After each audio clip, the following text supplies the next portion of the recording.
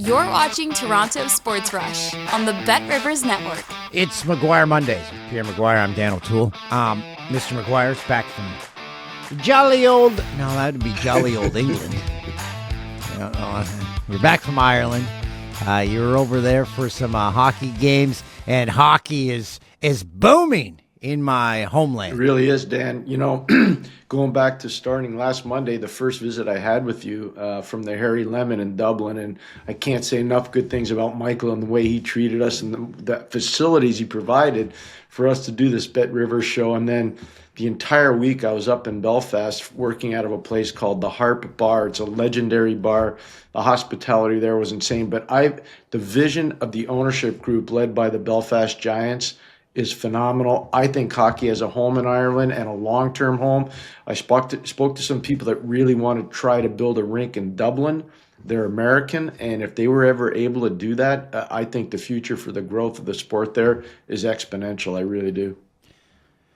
Pierre, I feel like a real idiot asking you this question.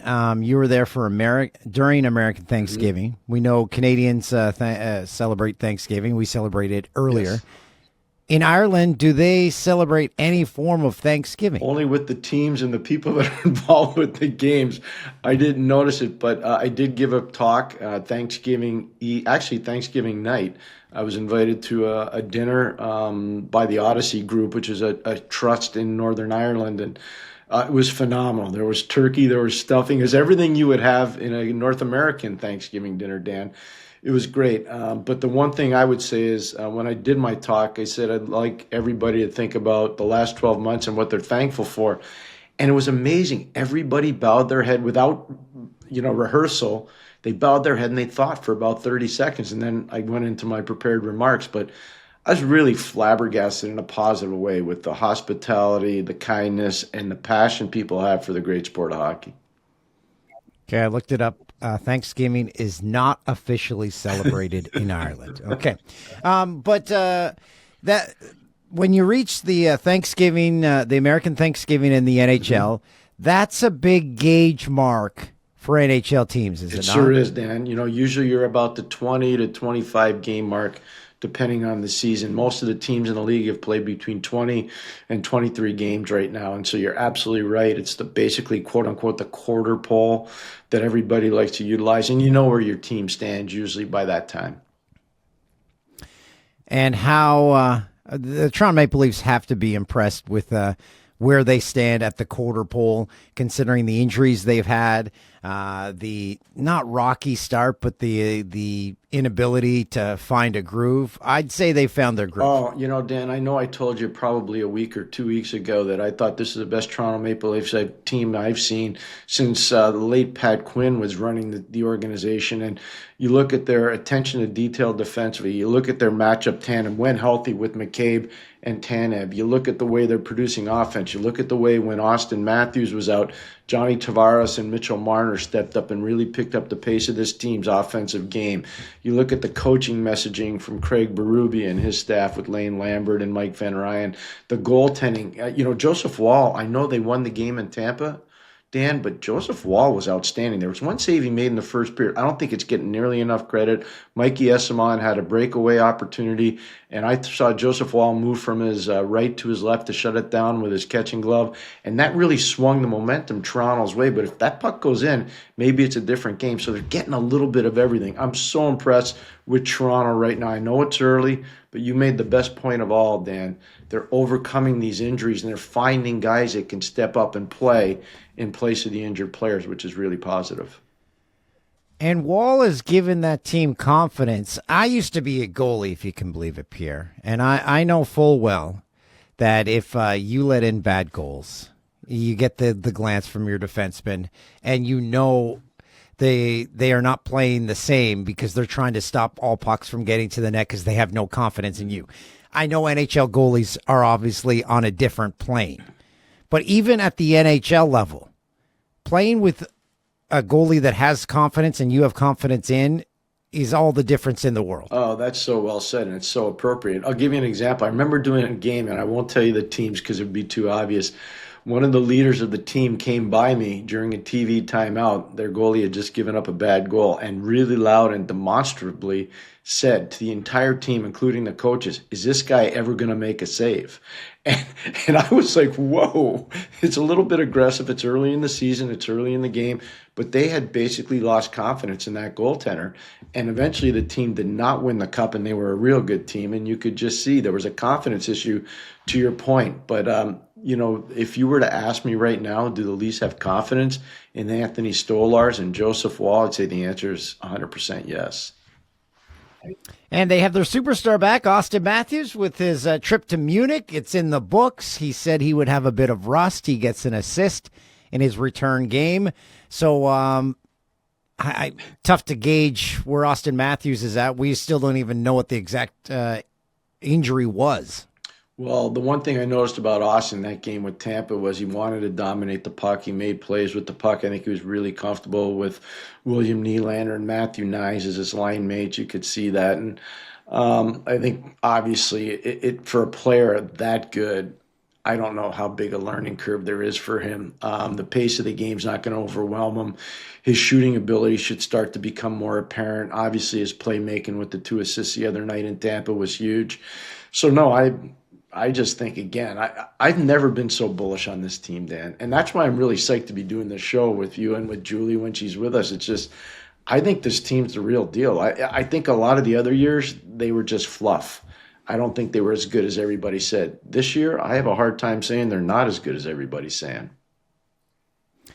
Now, they play the Chicago Blackhawks Monday night. Is this what you would call a trap game? Because this is the worst team in the NHL coming to town. A game on paper, the Leafs destroy them. This is a great example of the coaching message getting through and also the leadership message getting through. Dan, if you look at this week for Toronto, home against Chicago, home against Nashville, home against Washington, and then a quick turnaround where they play in Pittsburgh. So to me, the biggest thing is, will this team look to not only pass Florida, who they have 2 games in hand on and they're 1 point behind, will they look to pass Florida and really step up and assert themselves as a top team in their division? Or will they just kind of play possum and just say, you know what, we got a bunch of injured guys, we're not going to be that good? This is a huge week for the Toronto Maple Leafs. And I think, quite frankly, with their leadership, with their coaching, and with the way they're playing right now, that they're not going to look past this week. I think it's going to be a massive swing week in the division and for the Toronto Maple Leafs. Connor Bedard gets to play in Toronto. I know it's very early in this guy's career, but he's got to be thinking, the NHL's not as easy as I thought. How do we get out of the basement? They got to learn how to play team defense. And I think Luke Richardson's starting to get really frustrated. And Luke, former Toronto Maple Leaf player and obviously a real good player for a long time. Former Peterborough Pete. There you go. You look at where they are right now as a group. I think they're behind where they thought they would be in their rebuild. Part of that is not having Seth Jones, obviously, the last little while hurts them a lot. But you watch their games. There are too many in-zone coverage breakdowns, and Connor is part of that. He's going to have to get better defensively. And it's not just him, it's a lot of other guys. But no, you're right on. It's never easy to be a young player who's supposed to be a star player on a bad team in the NHL. It's never easy. And Chicago's not a good team right now. My good friend Bryan Bickell, Stanley Cup winner with the Chicago Blackhawks, will be in attendance to that game. I had a chat with him before we came on here, and I said, "Are you going to go down to say hi to anyone?" He's like, "I don't know anyone." Like, no one left. There's no one left. Yeah, you know what? It's got to be tough to go back and realize, like, I don't know a single person. Well, here. they all know him because of what he did. The shenanigans with Bickell and Bolin in Game 6 in 2013, Chicago versus Boston, was unbelievable. And, he was just such a hard player to play against, talking about Bickell. And Bolin's the same, a kid from Toronto who played so hard and so smart, whether it's World Junior or for Chicago when they were winning cups. How's Bickell's health, by the way? Bickell is great. He's living life, loving life, and he's going to have his name put in the Ring of Honor in Rockford this year. That's phenomenal. You love the journey of all these players, but in particular, I remember when Chicago had all those players that had their last name starting with the letter B. And I remember doing games with Gord Miller in Chicago and say, here come the killer bees again. And it was just Yeah. amazing. It was amazing how many guys. Here's a fun fact. So I had a little playhouse in my backyard, and Bixie and I are pretty good buddies, and he has a sauna at his cottage up north. And I said, I'd love to turn my little playhouse into a sauna. He's like, I'll do it for you. So he comes and puts a beautiful cedar sauna inside this playhouse. It's magnificent. I go to pay him. I said, Bixie, what I owe you? He goes, yeah, what are friends for? So now I get to tell people that I have a sauna built by a Stanley Cup winner. And it's my pride and joy. Isn't that a great? Dan. Thanks for sharing that. That's an awesome story. I love hearing things like that. That's the one part. And he did a hell of a job, Pierre. Like it's not like if I built a sauna, it would look like Homer Simpson built it. But this thing is gorgeous. I believe you. I can't wait to see it someday. That being said, Dan, I would just tell you this: hockey players don't get nearly enough credit for being crafty, for being kind, and more than anything else, being loyal to their friends. When they have a friendship, usually lasts for a lifetime, and it's pretty impressive to watch some of them. That's right. Loyalty. It's when you find it, it's a good thing to hang on to, and that's something that Bixie has had. And here's how humble he is. I've known him since probably the second day I lived here. I moved into this house in 2017. He's on the Welcome to Orono sign. He came and welcomed me to town. I don't think he does that with everyone, or maybe he does. And we've been buddies ever since. To this day, I've still never seen a Stanley Cup ring. Yeah. Like you would never know this man ever played in the NHL. And that's how I find most NHLers are, most retired guys. That's in the past. That's a past life. I'm not ashamed of it, but hey, there's more to me than hockey. Most guys only wear it when they're going to work or when they're going to give a speech, just because people are fascinated by the different rings and they want to see them, so they bring them to share with people. But you're right. I would say that one of my, I wouldn't call him a special friend, but one of my good friends as a former player, Mario Lemieux. I've never seen any diamond jewelry, and he's got a lot of rings. He's got 5 of them. He doesn't ever wear them. So if the Leafs want to get their ring this year, obviously that's something that hasn't happened in a long time, and I wanted to give my theory about Leafs fans to you, Pierre, and I've made this known on Boomsies, my podcast, where it's like the Wile E. Coyote catching the Roadrunner. Mm-hmm. And the Family Guy did an episode in which the Wile E. Coyote finally caught the Roadrunner, and then he wakes up the next day and he's like, "Yeah, there was no point to his life from there on out. His life was pointless. He had a goal, and he was always trying to achieve that goal. And when he achieved that goal, there was nothing." And I sent that to a lot of my Leaf fans when I saw that clip of Family Guy, because I'm like, this is kind of Leafs fans' existence. And tell me if you agree or disagree. If and when they win the Stanley Cup, they'll be like, what do we do now? Because the Leafs fans' existence is, okay, this is how we fix the team. Oh, next year, there's always something to talk about, because not winning the Cup is kind of their thing. So if it does happen, what's next? We didn't rehearse this, so I'm going to tell you my immediate thought when you posed the question. I remember coaching in a series against the New York Rangers in 1992, and they had won the Cup since 1940, and our fans serenaded them like you couldn't believe in Game 6 in Pittsburgh. And it was 1940, and it just kept reverberating. Well, 2 years later, that New York Ranger team, most of it, ended up winning the Stanley Cup in 1994. And there's one, I'm the head coach of the Hartford Whalers at that point, and we had beaten that Ranger team, I think, 2 or 3 times during the regular season, if I remember correctly. I know twice for sure. But what I remember, and it's a good story for you, Dan, watching from afar from my house in Hartford, where there was a Ranger fan that held up a sign that said, "Now I can die in peace."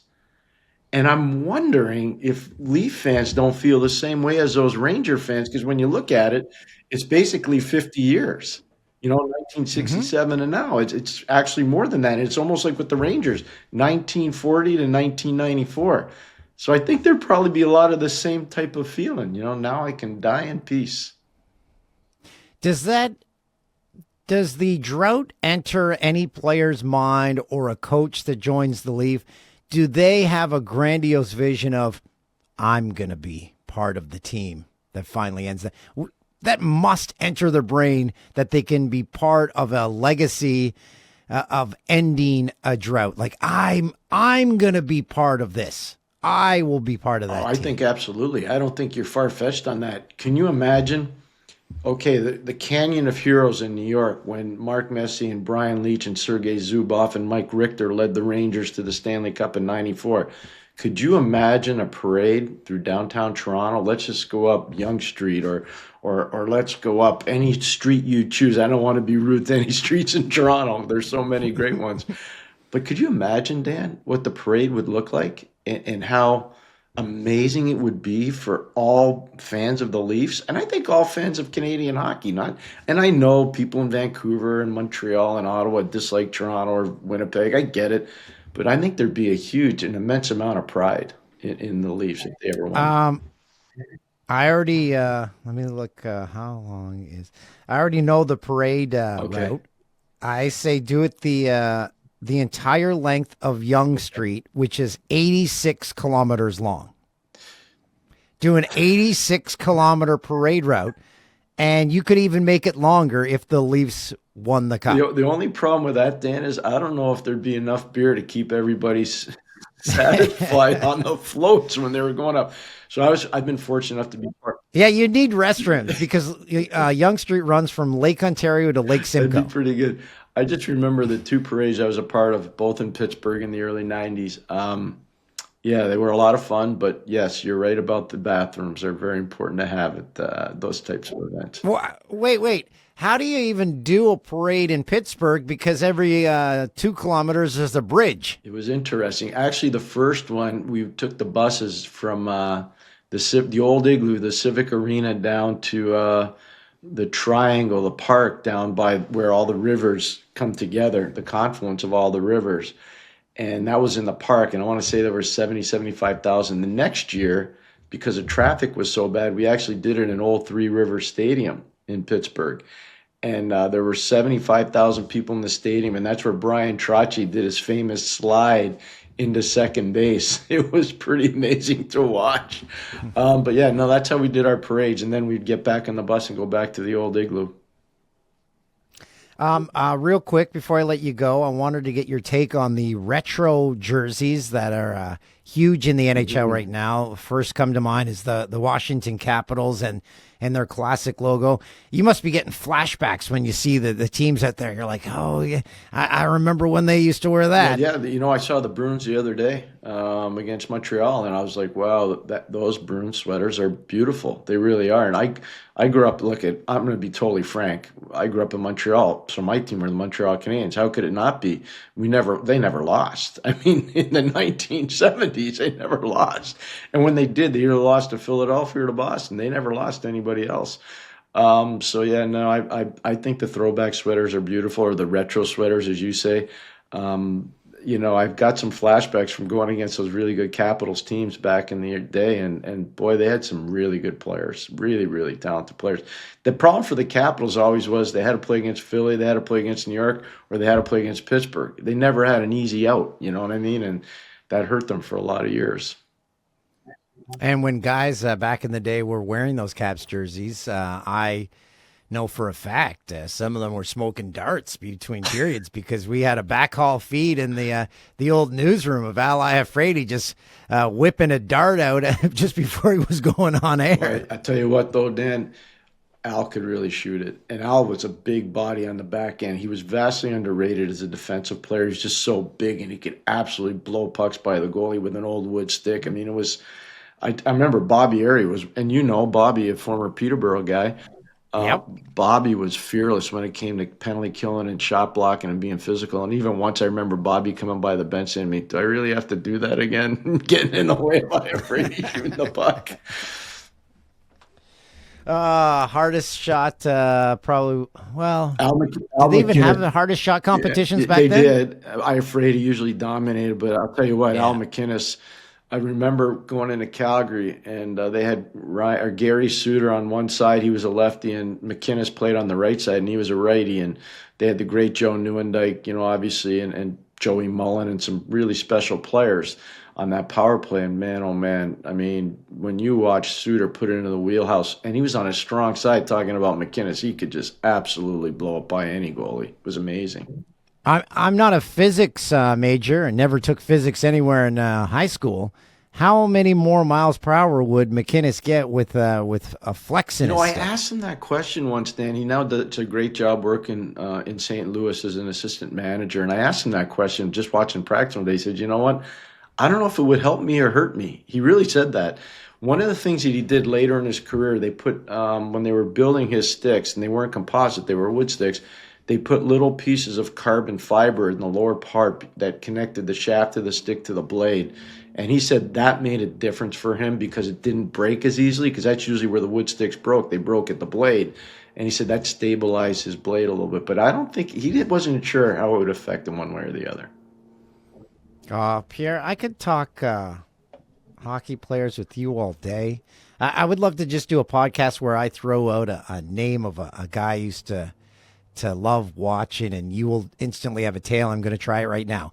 So my first favorite goalie growing up was Steve Penny, because one series against the Bruins, he stood on his head, and I'm like, this is the greatest goalie I've ever seen in my life, and that he created my love for that position. It's amazing. So Steve Penny, obviously you're alluding to Montreal, and I think the biggest thing with Steve was he surprised a lot of people, and one of the coolest things I've seen, Dan, is you look at the people from Steve Penny's era and you look at the size of their pads compared to what the guys are now. Yes. And the one thing that's really apparent, especially and the great Denny Brodeur, Marty's father, took so many amazing pictures of those Canadians back in the day.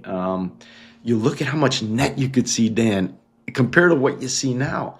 And it's just amazing that guys can actually. And they made themselves smaller. Like Alan Bester would crouch down even smaller than he was. It made no sense. Right. Mike Vernon was the same. No, you're right on. Mike Richter was the same. No, you're spot on. You couldn't be more right. Oh, and you got to throw Panger in there, because Panger is the king of the short king. He's the short king. You know that story with Larry Robinson and Doug Wilson? Well, they were playing in Chicago Stadium, the old Canadians, and Larry skated by Doug Wilson and said, "What happened to the other half of your goalie?"